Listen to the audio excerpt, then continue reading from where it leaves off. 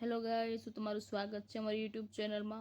અમે લોકો કપલ જઈ રહ્યા છીએ Jamnagar to Leh Ladakh through a bike, અને આ અમારી ટ્રીપનો પહેલો દિવસ હતો. આમ તો જો કે અમે સવારે 4:30 વાગે નીકળી ગયા હતા, બટ વરસાદના લીધે અમે શૂટ નહીં કર્યું. બસ અમે અમારો પહેલો સ્ટોપ છે પતાવી અને હાઈવે ઉપર નીકળી ગયા હતા. અને તમે જોઈ શકો છો કે વાતાવરણ કેટલું સુંદર છે વરસાદના લીધે, સાથે ઠંડકવાળું પણ છે. બસ આવી જ રીતે અમે વ્યૂને એન્જોય કરતા કરતા ચાલી રહ્યા હતા થ્રુ અ બાઇક અને વિથ અ મ્યુઝિક. હવે અમે લોકો એન્ટર થયા છીએ કચ્છમાં.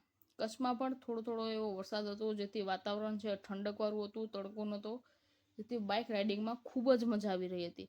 બટ 5 થી 10 મિનિટ પછી અમને એક બહુ મોટો ટ્રાફિક જામ જોવા મળ્યો. શરૂઆતમાં તો અમે લોકો સાઈડમાં હાલતા હતા, બટ પછી વિચાર્યું કે ભાઈ વચ્ચેથી બાઇક લઈએ તો કદાચ વહેલા પહોંચી જઈશું. તો અમે બસ વચ્ચે આવી રીતે અમારી એકની એક બાઇક લઈ અમે લોકો નીકળી ગયા હતા ધુરંધરની જેમ. તમે જોઈ શકો છો કઈ રીતે અમે નીકળીએ છીએ. બસ આવી રીતે અમે ટ્રાફિક છે ક્લિયર કર્યું. સામે જોયું તો ટ્રાફિક ફૂલ હતું. હવે અમે લોકોએ વિચાર્યું કે આ તો બાઇક હતી એટલે અમે નીકળી ગયા છો. 4 વ્હીલ હોત તો 4 થી 5 કલાક બાકી. બસ હવે એમ થયું કે હવે શાંતિ છે, હવે અમને ક્યાંય ટ્રાફિક જામ નહીં નડે. અને એ જ રીતે અમે લોકોએ હાઈવે પકડી લીધો.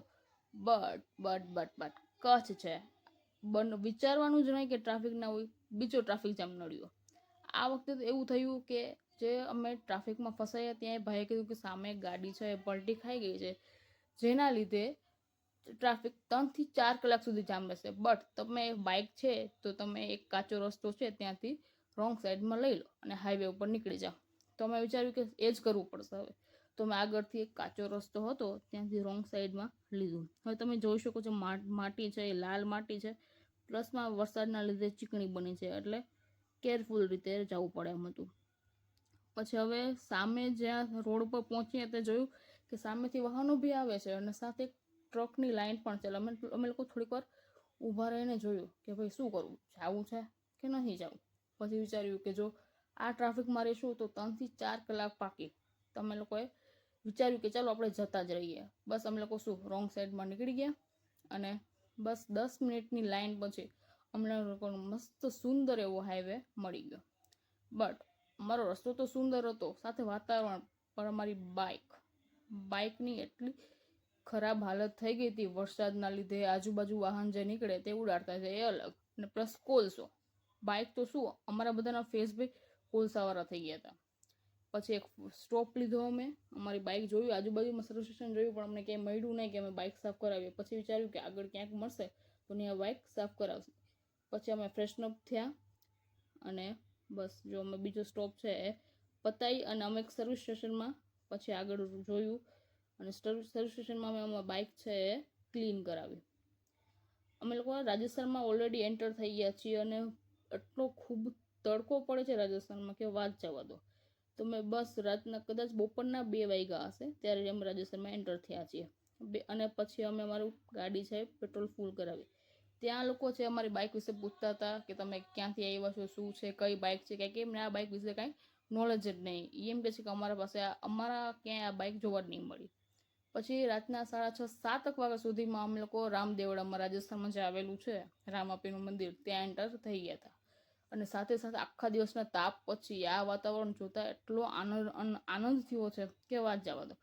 કારણ કે 7 વાગે અમને કંઈક ઠંડક થયું છે. આખો દિવસ એટલો ભર ઉનાળાનો તડકો પડ્યો છે, સ્કિન લિટરલી બંધ થવા માંડી હતી.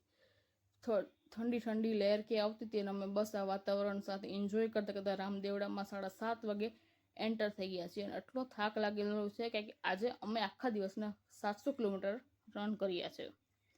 હવે બસ એમ થઈ ગયું ભાઈ રામદેવડામાં એન્ટર થઈ, પહેલાં તો હોટલમાં ચેક ઇન કરી અને ફ્રેશનઅપ થવું છે. ત્યાં જ ફાટક બંધ. એ ભાઈએ 15 મિનિટ સુધી અમને ઊભા રાખ્યા. એમ થયું કે ભાઈ જલ્દી ભાઈ તું ફાટક ખોલ, જેથી અમે લોકો હોટલમાં જઈએ. બસ ફાટક ખુલતા જ અમે ફ્રેશનઅપ થઈ અને અમે રામદેવડામાં મંદિરે દર્શન કરવા ગયા. ત્યાં કેમેરા અલાઉડ નહોતું એટલે અમારે ફરજિયાત ફોનમાં શૂટ કરવું પડે એમ હતું, જે ક્લિપ અમે એડ કરી છે. હવે મિત્રો અમે લોકો જામનગરથી લેહ લદ્દાખ થ્રુ બાઇક જઈ રહ્યા છીએ. તો હવે આપણે ડેલી ટુ ડેલી એક વ્લોગ બનાવશે. આ ડે 1 હતું. ડે 2 કાલે નેક્સ્ટ ડેસ્ટિનેશનમાં છે. તો તમે હવે બધા વિડીયોઝ જોવા માટે વિડીયોઝને લાઇક કરજો, શેર કરજો અને સબસ્ક્રાઈબ કરજો. ઓકે બાય, ચલો કાલે મળીએ આપણે.